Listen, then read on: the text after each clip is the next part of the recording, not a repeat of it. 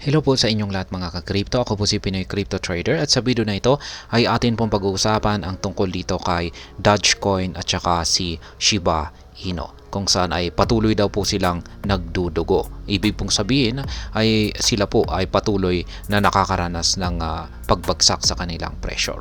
Kaya ang tanong dito ay ito na nga ba ang katapusan ng mga meme coins? At yan, bago po tayo magpatuloy ay nais ko lamang po munang bigyang linaw ang aking disclaimer kung saan ang nilalaman po ng video na ito ay hindi po ito isang financial advice. For education and information purposes lamang po ang layunin nito. Maliban po dito ay nais ko na rin pong magbigay babala na wala pong kahit anumang group chat ang Pinoy Crypto Trader. Ayan po. Unahin po natin dito kay Dogecoin at ayan yung kanyang chart. Nakikita po natin dito na yung mga kulay itim na horizontal lines ay mga resistance lines po ang mga ito. At ayan dito naman po sa ibaba ay ito po ay isang indicator. MACD po yan. Moving Average Convergence Divergence. Yeah. Ayan yung kulay blue naman na ito ay ito po ay ayan, hindi po yata nakalagay dito. Ngayon ay sabi rito ay if the market holds the price above the support level of 0.169, the bulls will regain momentum and prepare to test its upper resistance level of 0.206 during the upcoming week. Kaya ayan, ang support level daw na 0.169. Ito po yan, 0.169. Ito po yan. Ayan. Kung magagawa daw pong pigilan ng support level natin dito sa 0.169 ang pagbagsak nitong si Dogecoin ay makaka-recover daw po itong si Dogecoin at babalikan niya ang resistance level natin dito sa 0.206. Yan at magagawa daw po niya ito sa paparating na linggo. Yan, 206 dito po yan. Kaya ibig sabihin ay mababasag niya ang 0.188. Ayan na siyang sunod na resistance line natin dito. Mababasag niya ito at aakyatin niya ang resistance line natin dito sa 0.206. Ayan, para subukang basagin ito. At yan po ay kung magagawang pigilan ng support line natin dito sa 0.169. Ngayon, conversely, if the bears continue to hold power over the bulls, the price will continue bleeding and fall to test its low of 0.146. Kaya ayan,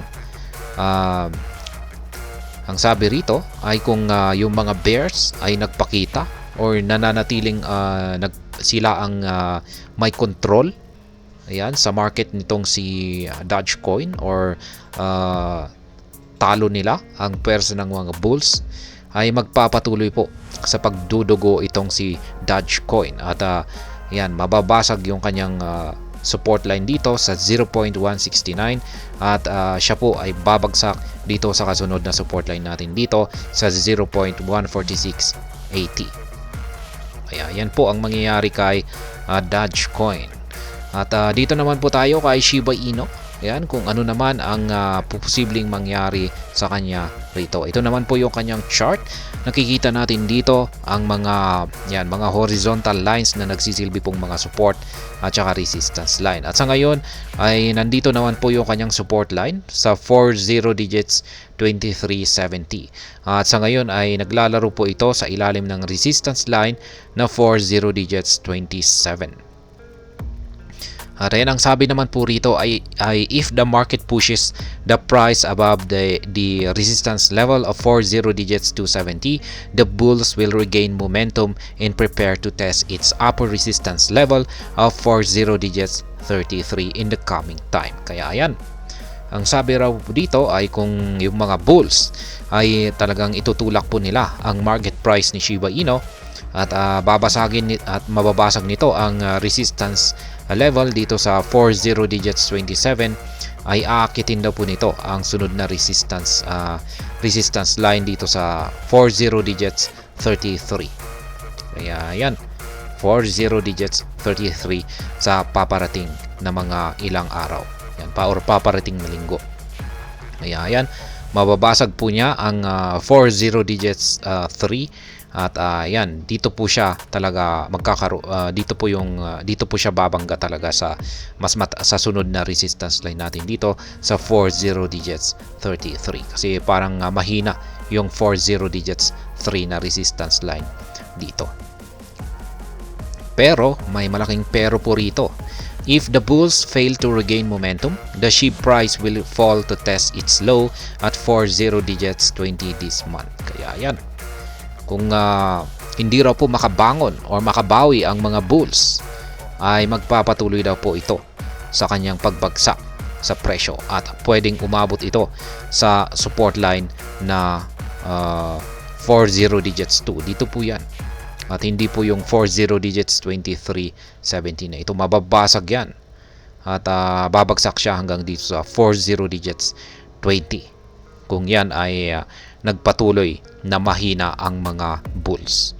At kung nagpatuloy na yung mga bears ang siyang mananatiling may control dito sa market ni Shiba Inu. Yan, magpapatuloy po siya hanggang dito sa 40 digits 20 sa kanyang pagbagsak hanggang sa sa buong buwan na ito. Ayan, magaganap daw po yan. Kaya yan, nakasalalay po yan sa mga support at saka resistance na ibinahagi dito ng